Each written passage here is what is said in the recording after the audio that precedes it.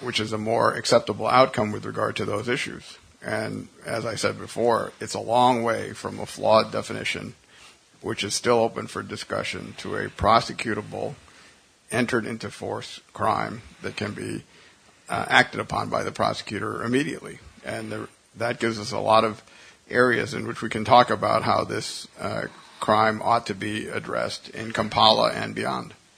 Yeah, just in terms of the definition, and it's, we weren't participating in the Princeton process. I understand that at one time it was proposed that there would be a group of for instance that would be added to manifest, and it would be, for instance, a war of aggression, et cetera. And one non-party state that was participating in that session broke consensus on the issue.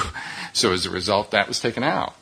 And that just sort of reflects the importance of being in the room. Now, that said, given the desire for consensus, they end up with this ambiguous language.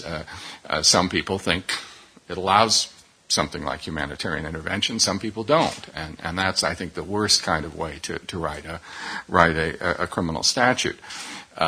We're going to be trying, as Harold said, to prevent whatever happens there from having a bad effect on us and on the world.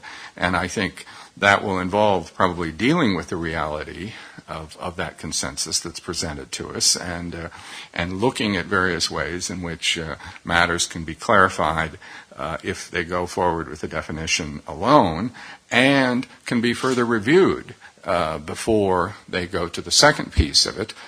If as I think there's a strong chance, the second piece of it, the sort of actual implementation or the entry into force of it, or the terms for the exercise of jurisdiction, if that's deferred, we also want to make sure that the definition itself can be looked at again as people have more time to reflect. That would be the best solution, so that no permanent danger, no permanent harm is done by this conference, and that's what we're going to be working on with our engagement.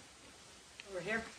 Mark Vlasic from Georgetown, although previously served as a prosecutor at the Yugoslav Tribunal in front of Judge Wald, so it's great to be here. In fact, every person that I helped indict at the Yugoslav Tribunal was picked up by U.S. Special Forces, so I think the U.S. government is in a special position to assist international tribunals. I'm wondering if there's been any discussion, I'm sure there has been, if anything you'd like to share with us in terms of whether or not the U.S. government would be willing to support and help apprehend people indicted by the ICC. Well, as I indicated, we had stated in New York that we were prepared to meet with the prosecutor, and